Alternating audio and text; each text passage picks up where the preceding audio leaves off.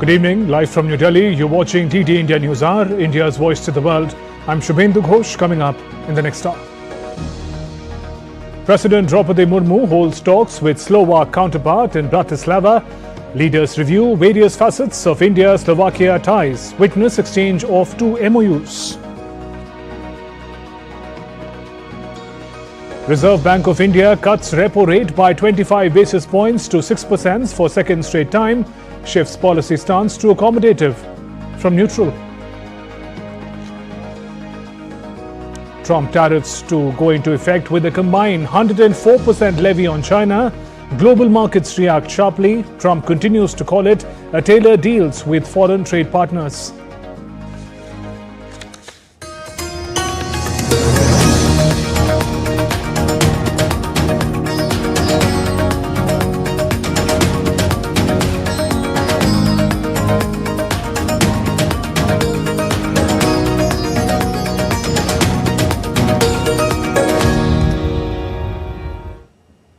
President Droupadi Murmu is visiting Slovakia in the second leg of a two-nation state visit. This is the first visit by President of India to Slovakia in 29 years. The President was warmly received by President Peter Pellegrini of Slovak Republic at the Presidential Palace in Bratislava today. The President was accorded a ceremonial welcome with Guard of Honor.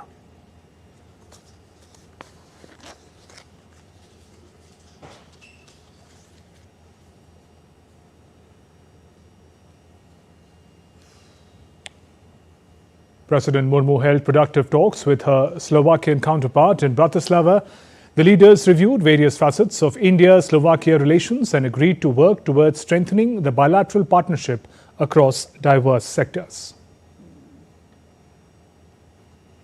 Both leaders witnessed exchange of 2 MOUs, one on cooperation in the field of MSMEs between NSIC and the Slovak Business Agency, and another on cooperation between SSIFS and Slovak Ministry of Foreign and European Affairs.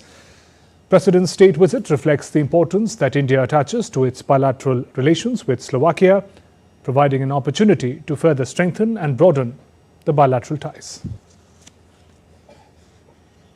During a joint presser, President Droupadi Murmu said that she had a very constructive meeting with Slovak President Pellegrini, where the leaders discussed global and international issues. Pellegrini के साथ मेरे रचनात्मक बैठक हुई। हमने अपने द्विपक्षीय संबंधों के सभी महत्वपूर्ण पहलुओं की समीक्षा की और साझा वैश्विक और क्षेत्रीय हितों के मुद्दों पर भी चर्चा की। मैंने हमारे देशों के बीच संबंधों को मजबूत करने की दिशा में उनकी व्यक्तिगत पहल और प्रतिबद्धता को भी सराहना की है। हमने व्यापार और निवेश, विज्ञान और प्रौद्योगिकी, रक्षा, डिजिटल टेक्नोलॉजी, माइग्रेशन और मोबिलिटी, अंतरिक्ष, परमाणु सहयोग, संस्कृति और सभी क्षेत्रों को शामिल करते हुए अपने दीर्घकालीन द्विपक्षीय संबंधों को और मजबूत करने और लोगों से लोगों के बीच संपर्कों को और बढ़ावा देने का संकल्प किया। President Murmu emphasized that trade relations between the two countries are flourishing. She also expressed gratitude to Slovakia for its steadfast support in evacuating Indian students from Ukraine. हमारे दोनों देश अंतर्राष्ट्रीय मंचों पर एक दूसरे का समर्थन करते हैं, जो हमारी गहरी दोस्ती को दर्शाता है। हमारे व्यापार संबंध फल फूल रहे हैं और हाल के वर्षों में हमारे व्यापार और निवेश में उल्लेखनीय वृद्धि हुई है। मैं इस अवसर पर यूक्रेन से भारतीय छात्रों को निकालने का दौरान स्लोवाक के लिए अटूट समर्थन के लिए धन्यवाद व्यक्त करना चाहूँगी। भारत स्लोवाकिया के सहयोग और उदारता को सदैव याद रखेगा, जो सच्चे साझेदारी और मित्रों के रूप में हमारे संबंध को मजबूत करेगा। Although Iron Curtain that divided Europe between the Soviet bloc and the West during the Cold War has disappeared today, there are monuments that bear memories of that pain that can still be seen in many places in Europe. One such monument is the Gate of Freedom Memorial on the Slovakia-Austria border, a place full of painful memories of those who tried to escape to Austria on the other side of Danube. Here's more. We are standing just below the cliff of Devon's Castle at the confluence of River Danube and Morava. In fact, the tip of Slovakia, and across the river is the land of Austria. 40 years back, iron barbed wire electric fences separated these two countries. More than 400 lives were lost crossing these electric fences. They were shot down by armed guards. Behind me is the memorial of Gate of Freedom, a testimony to those sacrifices. This memorial was unveiled in 2005 to commemorate those sacrifices. The names of more than 400 people who lost their lives to bullets while trying to escape the Iron Curtain from then communist Czechoslovakia to the west are inscribed inside the memorial. The bullets of the border guards which took their lives are symbolically depicted on this Freedom Gate. The symbol of the barbed wire fences that collapsed in the face of tireless efforts for freedom also speaks volumes to us. When the atmosphere of war once again disturbs the continent of Europe, such memorials still remain relevant. This monument, which reminds us of the painful moments in Slovakia's history, is in the never-to-miss itinerary list of all visitors here. As part of the two-day visit to Slovakia, President of India, Droupadi Murmu, will be laying wreath at this memorial, paying respect to those fighters for freedom. This is Ajay Joy, along with camera person Pramod Negi from Devon's Castle. Moving on, US President Donald Trump's latest round of tariffs came into force shortly after midnight on Wednesday. China condemns bullying as it faces a tariff of 104%. Other major economies seek talks with Washington to escape trade war. A major escalation in the global trade war as the US President Donald Trump's reciprocal tariffs on dozens of countries come into effect on Wednesday. Among the most significant is a massive 104% duty on Chinese goods. President Donald Trump says the tariffs are already bringing in nearly $2 billion a day. Taking in almost $2 billion a day in tariffs. $2 billion a day. And we're doing very well in making, I call them tailored deals, not off the rack. These are tailored, highly tailored deals. Right now, Japan is flying here to make a deal. South Korea is flying here to make a deal, and others are flying here. The US appears firmly set on a collision course with China. Beijing faced a 34% hike in tariffs on Wednesday, but when China refused to back down, Trump responded with an additional 50%, bringing the total duties to a staggering 84% increase. Additional tariffs on Chinese goods are in place effective midnight tonight at 104%. Until they make a deal with us, that's what it's going to be. I think they'll make a deal at some point. China they want to make a deal. They really do. They want to make a deal. They just don't know how to get it started because they're proud people. China has vowed to fight back, pledging countermeasures and promising to defend its economic interests to the very end. China firmly opposed and will never accept such arrogant and bullying behavior if the US disregards the interest of both countries and the international community and insist on waging a tariff war and trade war. China will definitely retaliate. Meanwhile, Washington is also scheduling talks with major trading partners. Italian Prime Minister Giorgia Meloni is expected in the US next week. The European Union, already hit with a 20% tariff, will vote later today on initial countermeasures. Over in Vietnam, the effects are already being felt. Spanish Prime Minister Pedro Sanchez, currently visiting Ho Chi Minh City, is discussing future trade cooperation amid fallout. Prime Ministers of Vietnam, Spain stress on the importance of free trade as Donald Trump tariffs hit. The fact that the US imposed tariffs on Vietnam will definitely cause difficulties and may hurt the company's competitiveness. I'm afraid they may cut everything. Salary potentially is lower and will not meet daily needs given prices are rising.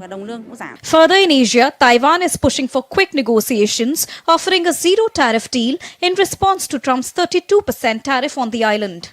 Japan's finance minister says trade talks could also touch on foreign exchange rates. In South Korea, emergency measures are already underway. The government announces swift support for its auto sector, which is a key industry facing major disruption due to the US tariffs. In response to this unprecedented trade crisis, the government will swiftly implement both support measures appropriate for this emergency situation. The rapid tariff rollout is sending shockwaves through global business. Economists warn that US consumers may eventually pay the price, facing higher costs on everything from everyday goods to major imports. Droupadi's report for DD India. US President Donald Trump on Tuesday said US will soon announce a major tariff on pharmaceutical imports. Speaking to an event at the National Republican Congressional Committee, Trump said the tariff will incentivize drug companies to move their operations to America.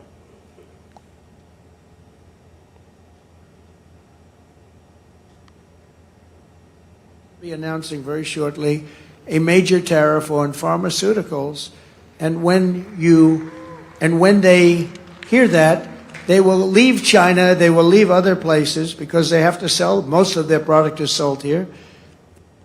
EU is also facing a major blow as US unveiled its third round of tariffs. Nearly all goods exported from the EU to the US will be subject to a 20% levy, as announced by US President Donald Trump. To chart the way forward, European Union's trade ministers conveyed this Monday in Luxembourg, giving a clear message that Europe will respond with both unity and determination. Meanwhile, Germany has also underscored the need for European solidarity, emphasizing that only through cooperation would the EU stand a chance of overcoming the growing trade tensions.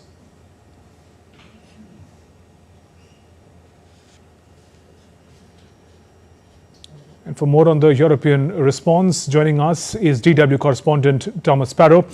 Thomas, how unified is Europe when it comes to dealing with this difficult economic situation? Europe, specifically the European Union, would obviously want to present a unified front, a unified response. But if you look at the positions by different members of the 27 European Union bloc, there are certainly different ways of viewing the challenge, from countries that would prefer a strong response towards the US government, from others that actually would like a more measured tone, and there are countries like Italy that have questioned whether there is a need to respond altogether. So this shows you that even within the European Union member countries, there are differences as to how to approach this.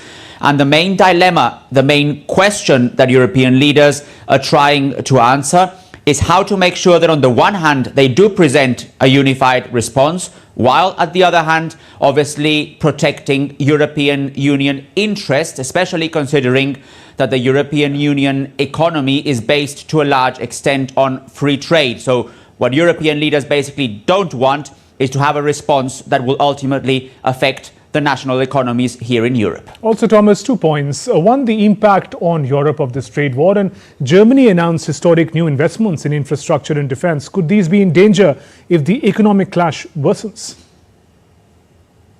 Well, on the impact, it is clear that these tariffs will have an impact, especially for countries like Germany, whose economy is export-oriented. Already, the finance minister here stressed that, for example, when it comes to trade with the United States, German exports towards the United States could drop by about 15%. Now, regarding the question that you ask about investments and about the new government, that essentially depends on two things. One, how the whole trade issue develops, and second, how the German government, the incoming German government, then decides to use those new funds.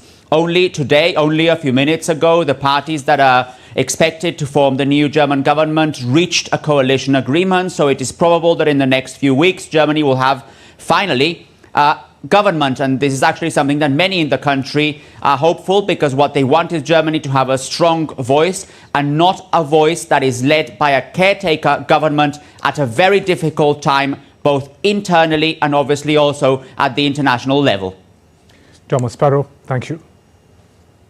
Meanwhile, defense ministers of Czech Republic and Slovakia toured Czech companies making military aircraft and vehicles on Tuesday. The Czech and Slovak defense ministers, Jana Senchova and Robert Kalinak visited Czech defence facilities, including aircraft manufacturer Aero and armoured vehicle maker SVOS. They discussed potential military vehicle purchases amid surge in defence spending across European countries. The move is driven by uncertainty about US commitment to European allies, particularly after President Donald Trump's decision to temporarily cut off assistance to Ukraine. The ministers emphasized cooperation in defence, citing common history and strong relationship between their countries. The meeting highlights growing military cooperation and potential opportunities for local industries to supply equipment to both nations. And still to come on this edition of DD India News Hour. India's cabinet approves doubling of Tirupati Pakala Kadpadi single railway line section. In a boost to Make in India initiative, Mahindra Aerostructures Private Limited secures prestigious contract from Airbus helicopters. And India sends food grain assistance to Cameroon.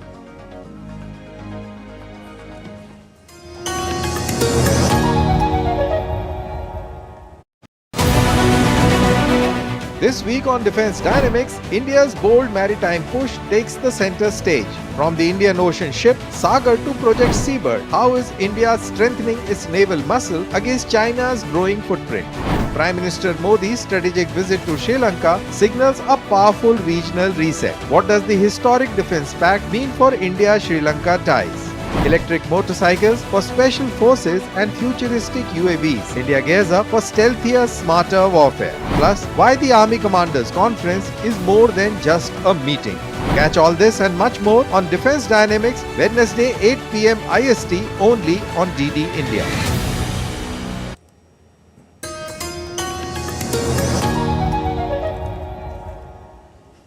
You're watching DD India News Hour. I'm Shubhendu Ghosh. Big news coming in. Tahawwur Rana, a key accused in the 2008 Mumbai terror attack, is being flown to India.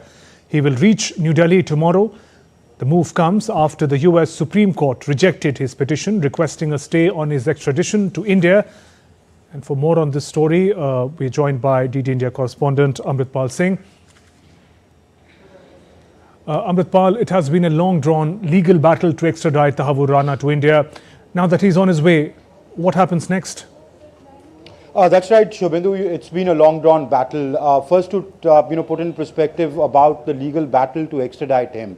It was in 2009 when Tahawwur Hussain Rana and his compatriot David Coleman Headley were arrested in 2009 when they were going to travel to Denmark to execute the attack on a Danish newspaper which had published some cartoons of Prophet Muhammad. The American authorities, based on intelligence inputs, arrested them from the Chicago airport.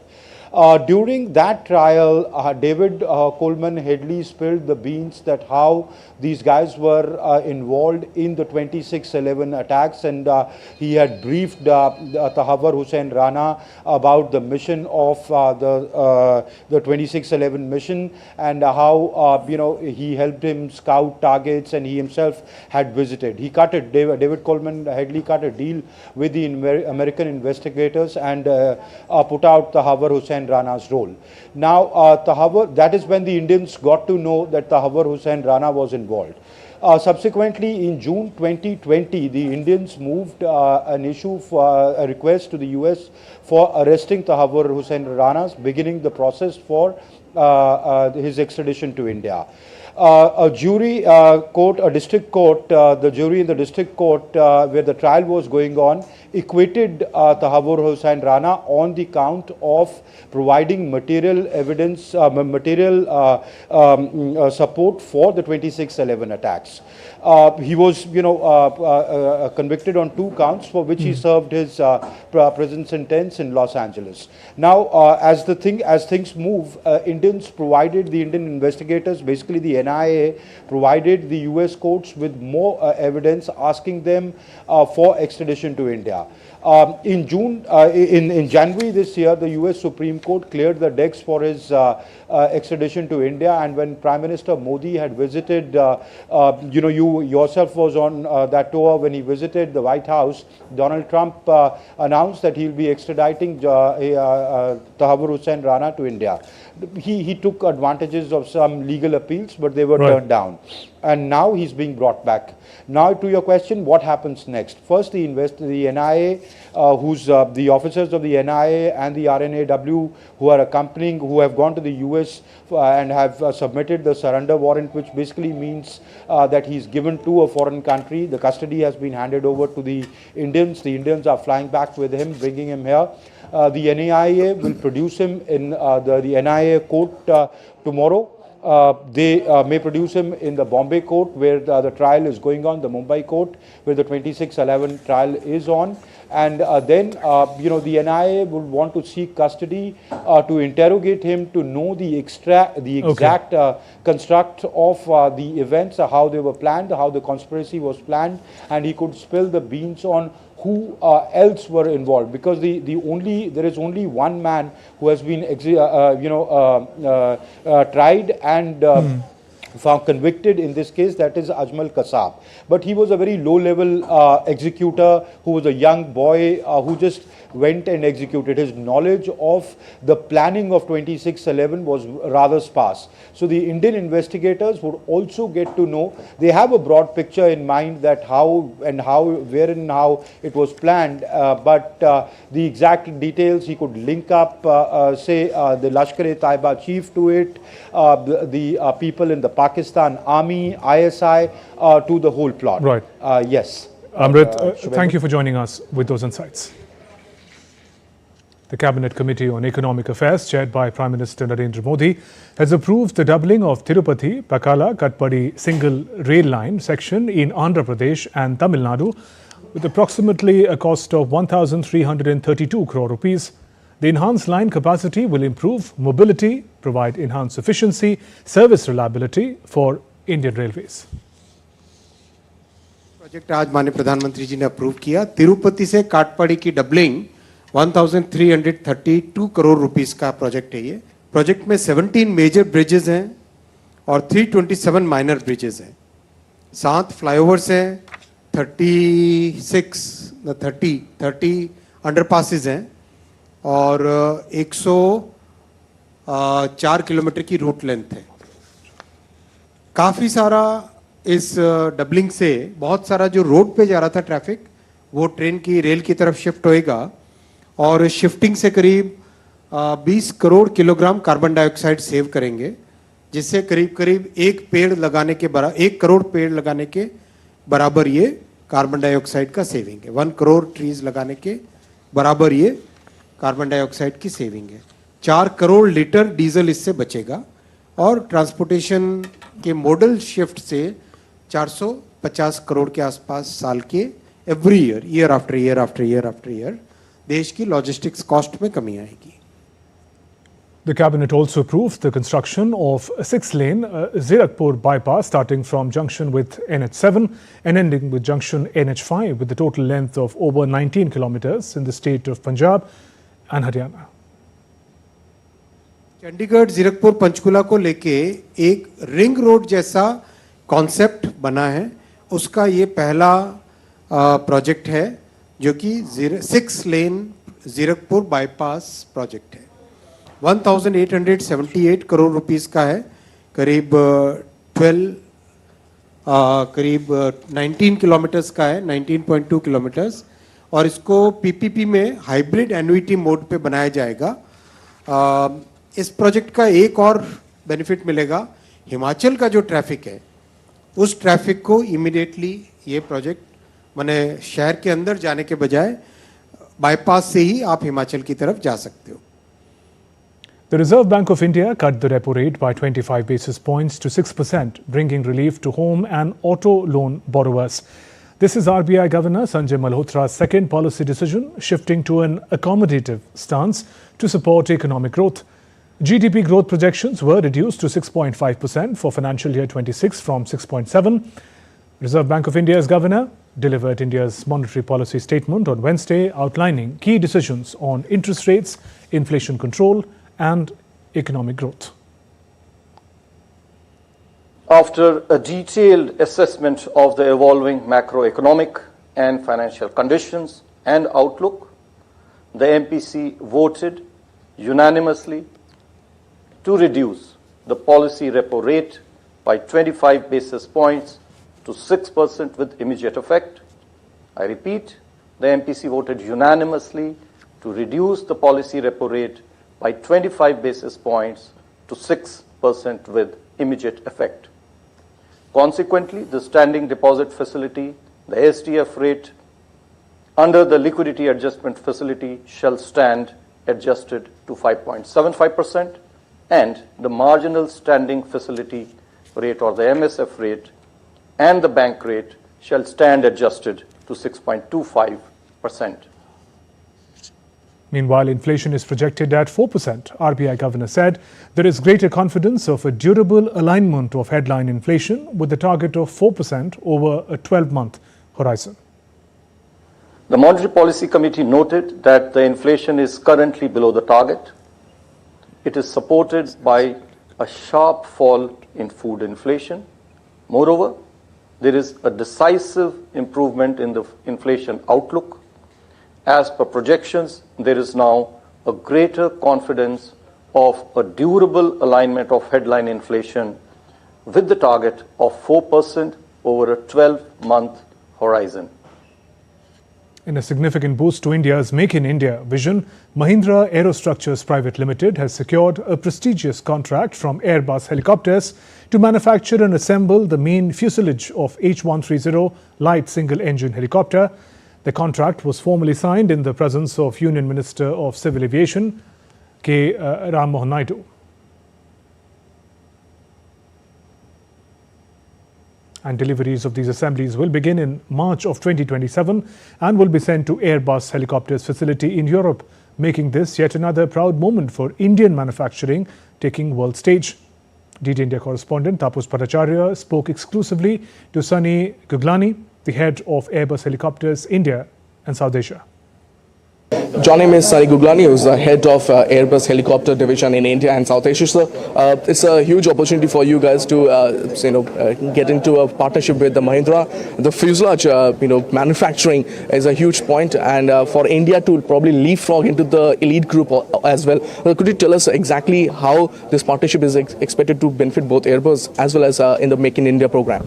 It's a milestone partnership between Airbus and Mahindra Group to manufacture a major assembly for the H130 helicopter of Airbus. Okay, so if you look at this diagram here, if you look at this picture here, Mahindra will manufacture and assemble this whole sub-assembly, this major assembly that goes into the making of the cabin of the H130. This includes 1,000 sheet metal parts, 500 machined parts, and a number of sub-assemblies that have to come together with high engineering and high precision to form this entire major assembly. And Mahindra will be shipping these sub-assemblies to our facilities in Europe, where we will assemble them together with the rest of the equipment on the helicopter. And every H130 helicopter from Airbus being sold anywhere in the world, not just in India, but anywhere globally, will have this major component assembly being manufactured and assembled by the Mahindra Group. Airbus is a huge name, and coming here in India, setting its shop here, getting into partnership, it's a momentous occasion for the civil aviation industry. In 2019, just before COVID, our annual procurement volume from Indian suppliers was $500 million. And if you look at end of 2024, so in a very short span of time, we've almost tripled it, and we reached almost $1.4 billion of procurement, annual procurement buying from Indian companies in 2024. After helicopters, we can have a large-scale manufacturing of the plane flight, civil aviation planes here also in India. Already, both for our commercial aircraft portfolio and helicopters portfolio. Every Airbus commercial aircraft and every Airbus helicopter flying globally today has parts that are designed in India, made in India, and even maintained in India. So we're really proud of that. So Airbus is going through its way of supporting India's Make in India program, and this is one classic example of that. With Campus and Saurabh, this is Tapush Bhattacharya for GD India from Delhi. The 49th Middle East Energy Exhibition, held at Dubai World Trade Center and supported by UAE Ministry of Energy and Infrastructure, entered its third day with a remarkable global turnout. The Indian Pavilion, coordinated by Engineering Export Promotion Council of India, featured 45 companies among the 240 Indian exhibitors, showcasing the latest advancements in energy technology. The cross-section of the LED type bird flight diverter. So basically, in the night, if the bird flies, then with LED type bird flight diverters, they can easily identify that there is something and they can divert their path. Prominent energy leaders convened to discuss the sector's evolution, focusing on transformative role of artificial intelligence, cutting-edge battery technologies, long-term energy strategies. The event reinforces international collaboration in shaping the future of energy.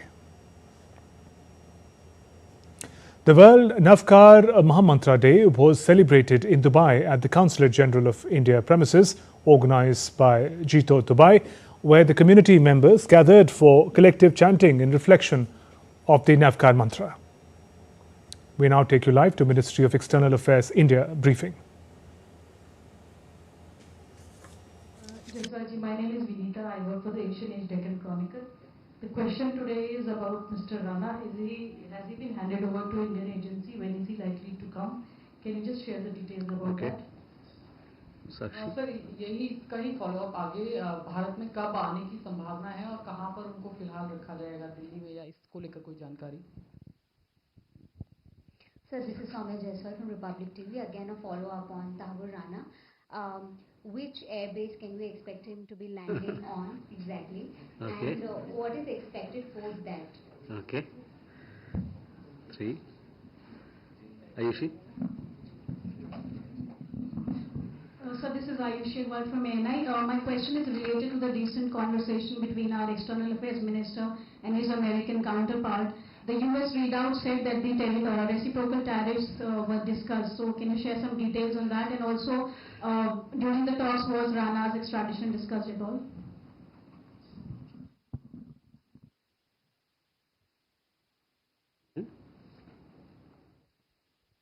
Okay, Keshav. Let's go with Keshav this time. Sir, this is Keshav Padmanabhan from the print. My question actually is regarding Bangladesh. Recently, there was a circular which cancelled the transshipment agreement, which allowed the transport of Bangladeshi goods. So I just wanted to have an understanding on whether this agreement was firstly discussed between Prime Minister Modi and Chief Advisor last week, and also sort of the understanding behind the cancellation of this, if you can share. Thank you. Okay, so let's deal with these questions first. We have 3 questions on Mr. Rana. On that, you all aware that the US Supreme Court rejected his plea. As far as the extradition of Mr. Rana is concerned, at this point in time, I don't have an update, but we will provide you an update at the appropriate time.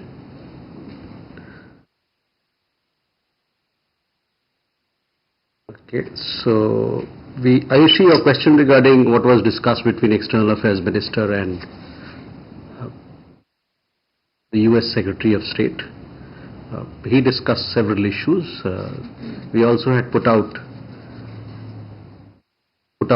the discussion points that included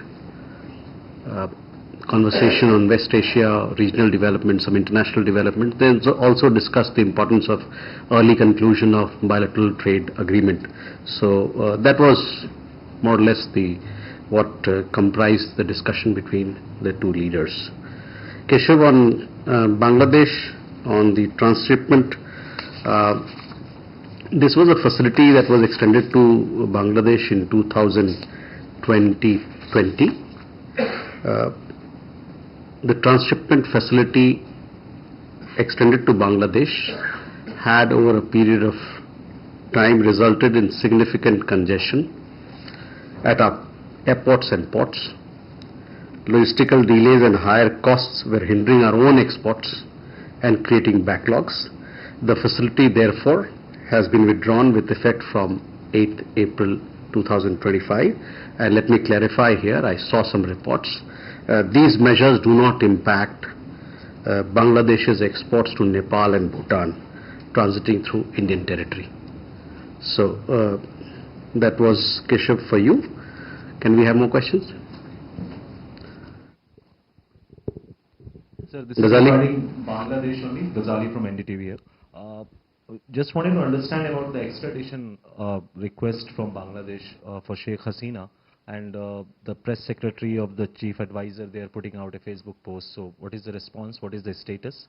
And also India has been raising the issue of the persecution of minorities in Bangladesh, and that came up for discussion with the Prime Minister as well. So are we satisfied with the response there, or what is the status for all these 7-8 months since Sheikh Hasina was ousted from there? Rishabh?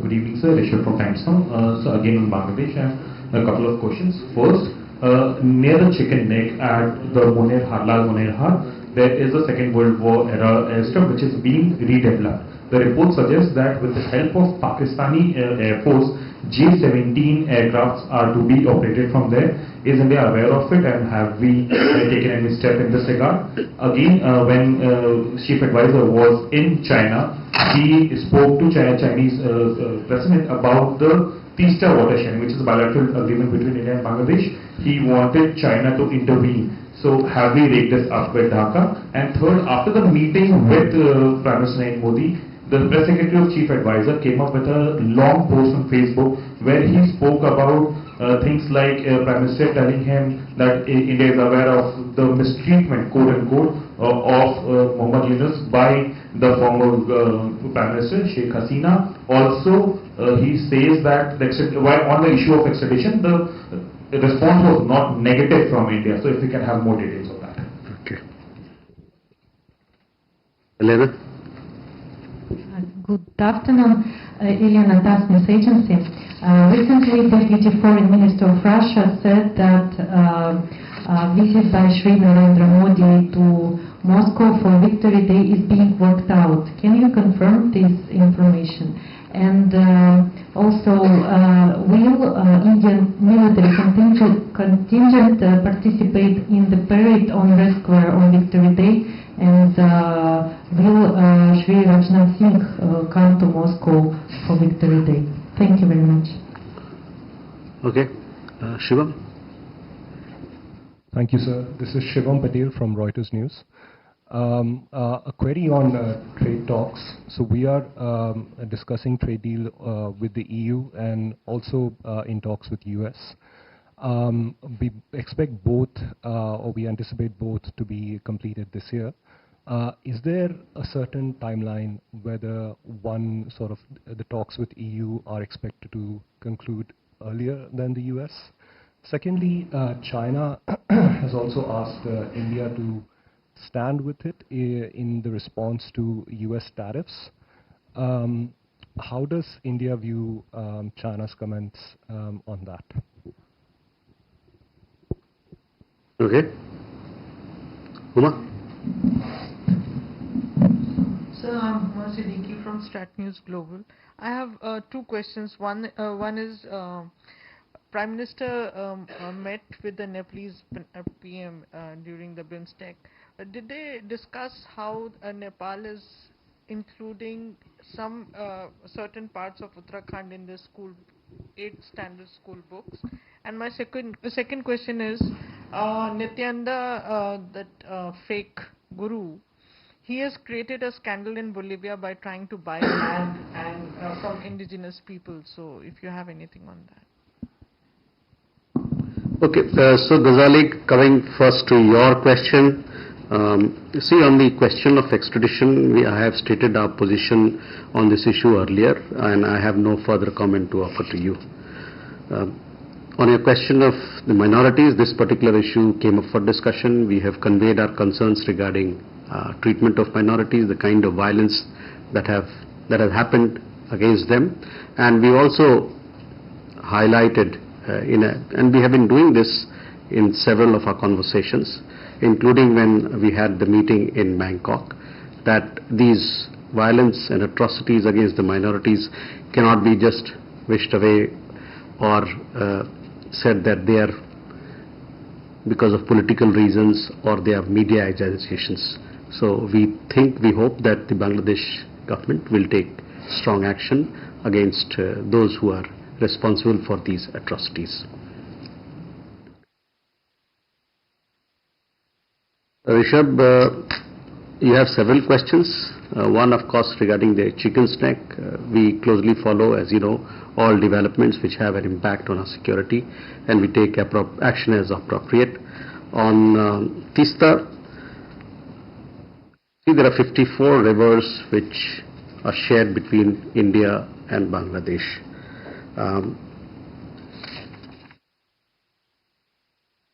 Now, to discuss all relevant issues, water issues, we have a mechanism, a bilateral mechanism, which is called Joint Rivers Commission.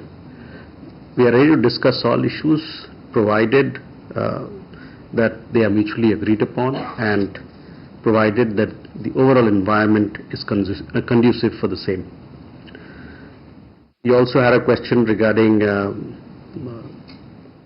on Tista matters, issues again, concerning all 54 rivers between India and Bangladesh, including Tista, are a bilateral matter between the two countries. Established institutional mechanisms, including, as I said, the Joint Rivers Commission, supported by technical level discussions, deal with all relevant water-related issues and are bilateral in nature.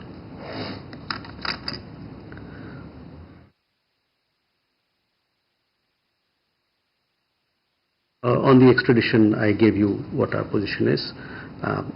Elena, regarding our Prime Minister has received invitation for participation in the Victory Day celebrations.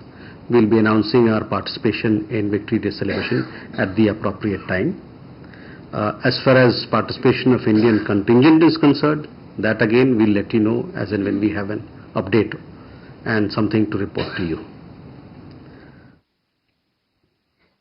Even on trade talks, on 3rd we had a detailed press release issued by the Ministry of Commerce where India's position was made clear.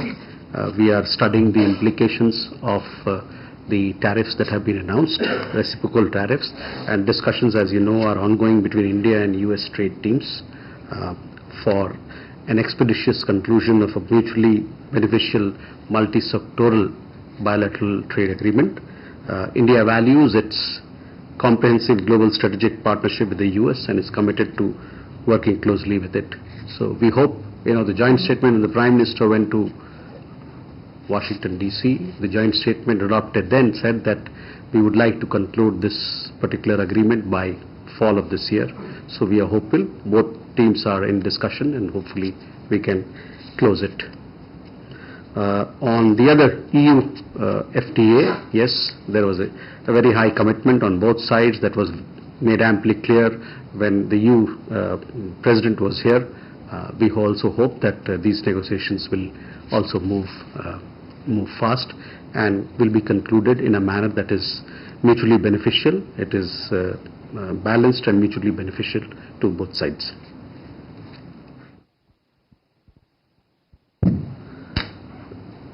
On these border issues, etc., we have a bilateral mechanism with Nepal to discuss these issues. Now, when you take some unilateral action, that doesn't mean that the situation on the ground will change or the reality will change. So that is how we look at these border issues that you pointed out. As far as the issue of fake guru is concerned, he's a private person. He speaks for himself. I don't have an update. I'll have to get back to you as to if there are other issues which are involved. So far, nothing has come to us. Can we have more questions? Suhasini? This is Suhasini Nether from the Hindu. I had two questions about the trade deal that you just referred to.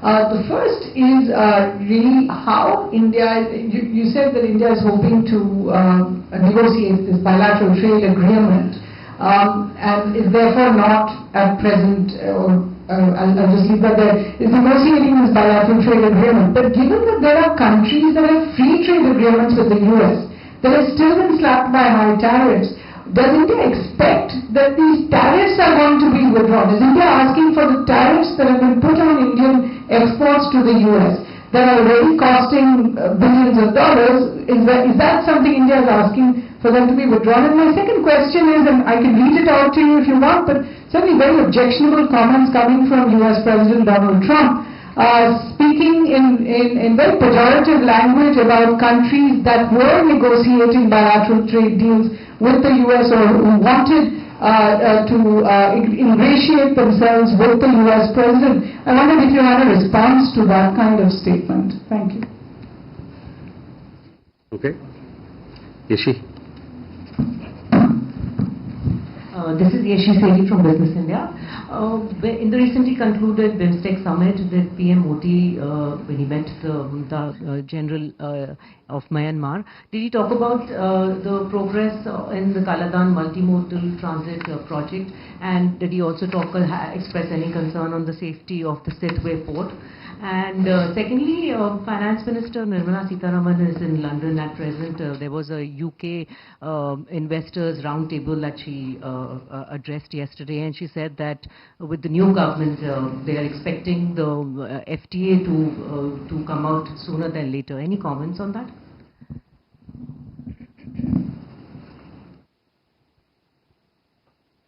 Rajesh. Hi sir, I'm Rajesh Roy from the Associated Press.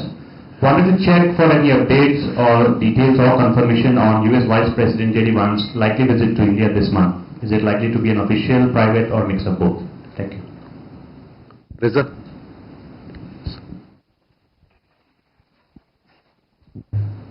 Just wanted to get Reza from the Hindustan Times. I just wanted to check about the Bangladesh Chief Advisor Mohammed Yunus's remarks in China. Virtually leveraging India's landlocked northeastern states to get Chinese investments. He in fact talked about extending China's influence to that region. How do we look at that? And given that the PM has said that the Northeast is central to the BIMSTEC region.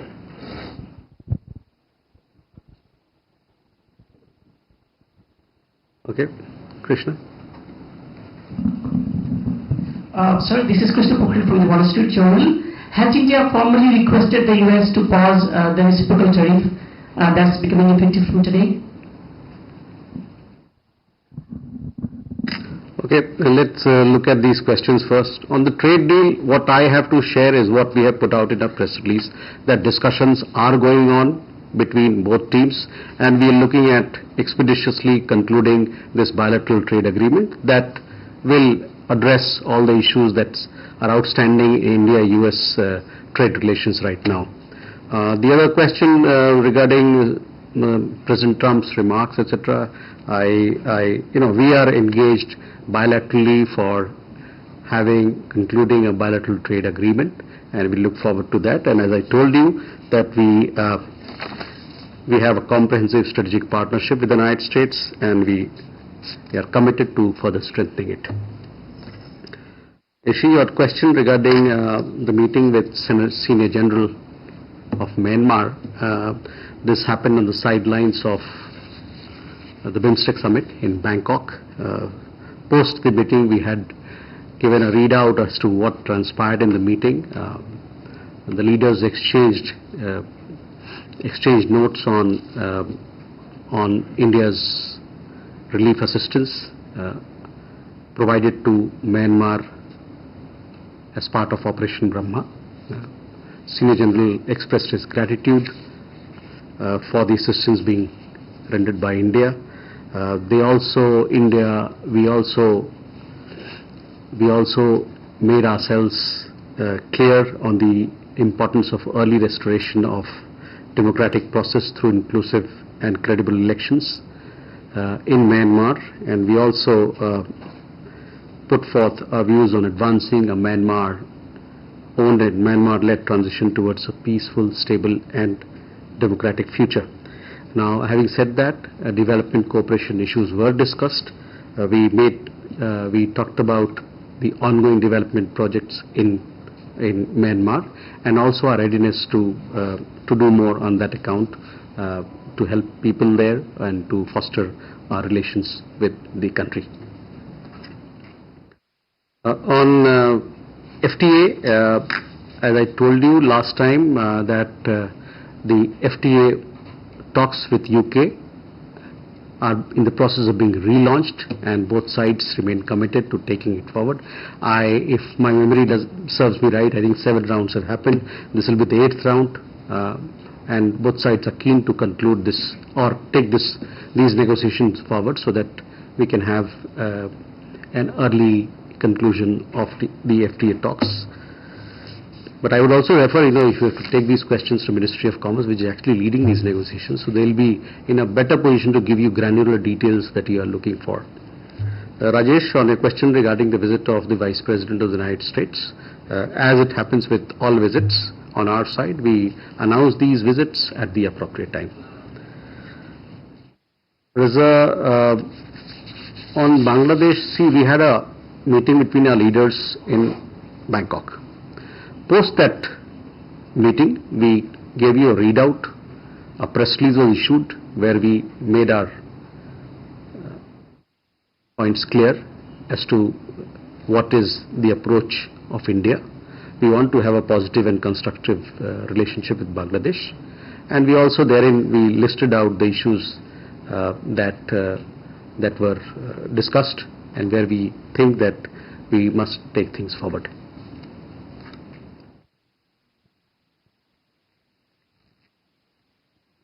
Krishna, your question was regarding, sorry, could you repeat your question? Whether India has probably requested the US to pause. See, as again, we coming back to what I said on the discussions, ongoing discussions on bilateral trade agreement. We are having a discussion on bilateral trade agreement. This is all encompassing. We are discussing all trade issues that require to be discussed. Move forward. Abhishek.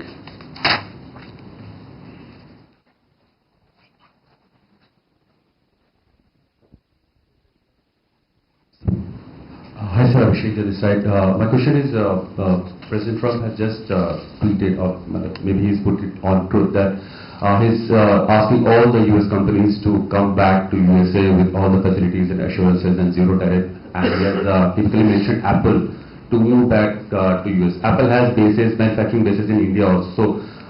If so many US companies are given assurances to go back to USA, does that concern you?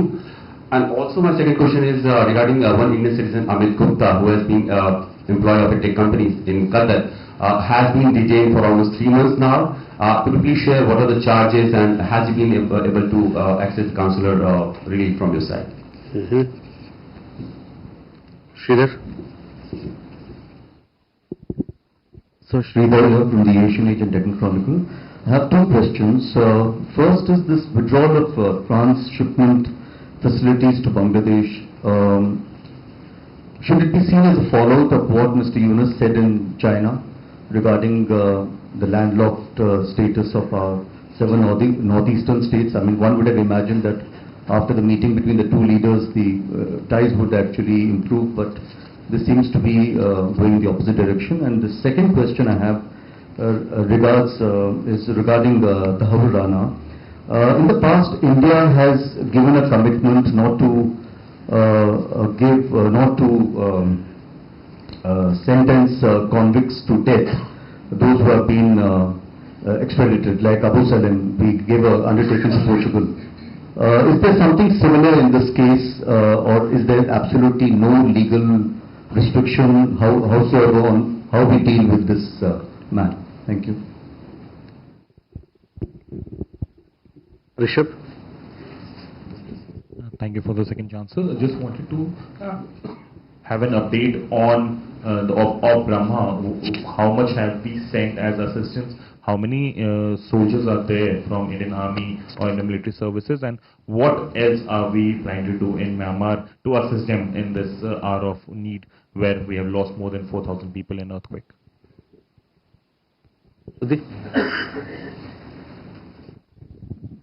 Thank you, sir. Shivirajan from Bloomberg. So, associated question on Tahawwur Rana. Say, India had also sought the extradition of David Coleman Headley, who was supposed to be a double agent for DEA. Has India given up that request? Because nothing has been heard on that. Can you give us an update as to what is happening in that? Okay, first coming to Abhishek's question. Now, as I told you, India and the United States are very strong partners when it comes to trade relations, economic relations, investment relations, commercial relations, and we hope that these relations will continue to foster and deepen.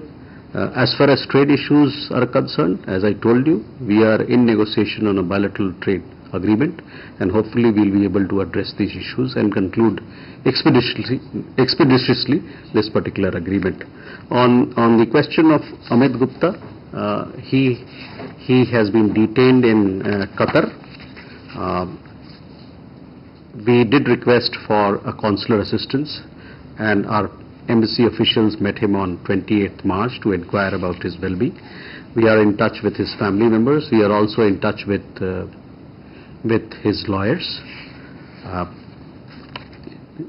He has been detained in a particular case, and investigation in that particular case is currently ongoing.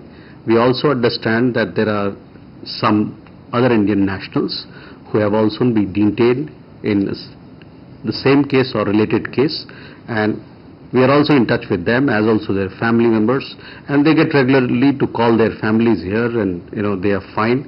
But more than that, I would not be able to tell you at this point in time, because the investigations are on. But to let you know that our embassy is in regular touch with them and is providing all possible assistance to those detained, the Indians who have been detained, including Mr. Amit Gupta. Sridhar, on withdrawal, I told you exactly what is the reason why it has been withdrawn. The withdrawal has happened because it has led to a lot of backlogs on our side. There is a lot of delays. So because of those reasons, as I told you, this particular facility has been withdrawn. It was given in the first place in 2020. The other question you had about Tahawwur Rana. The other question, on Tahawwur Rana, I have said what I had to say, that as insofar his extradition is concerned, we will provide you an update at the appropriate time. So that is where it is. You would have been following this particular issue at the Supreme Court recently. They rejected his plea. That has paved the way for his extradition to India. Rishabh, on Operation Brahma, as you are aware and all our friends are aware, we also had a special briefing on Operation Brahma. We had a devastating earthquake in Myanmar on 28th. On 29th, the first consignment as part of Operation Brahma left for Myanmar, for Yangon or Naypyidaw. I do not recollect which one of the cities. But so far we have been able to extend around 650 metric tons of humanitarian assistance. These have been sent through 7 Indian Air Force aircrafts and 5 Indian Navy ships. We also sent, as you know, an 80-member NDRF team to undertake search and rescue operation. They have conducted their mission, and finally they have returned home. In addition, the Indian Army has set up a field hospital in Mandalay. They have 118 members, as in the doctors and paramedics, who are supporting. So far they have treated more than 1,300 patients, and each day they receive around 250 patients who come for treatment to the hospital. We also had the visit of the Senior General, who came to to the hospital to inquire the well-being of the patients there. And when the Prime Minister and Senior General met in Myanmar, the Senior General expressed his gratitude to India for the assistance that was rendered. We are also in touch with the Myanmarese authorities as to what more is required, and we stand ready to support Myanmar with whatever assistance that will be requested from their side. By Ministry of External Affairs of India. And that's all for this edition of DD India News Hour. Let us know your thoughts on the news of the day. For those on the go, you can get all the latest news and updates from India and across the world on DD India mobile app. The app is available on both Android and iOS platforms, and you can scan the QR code as in when we flash it as on your screens and download the app. And we'll be back with more news as it breaks here on DD India. I'm Shubhendu Ghosh from all of us here in Delhi. Thanks for watching DD India News Hour. Namaskar.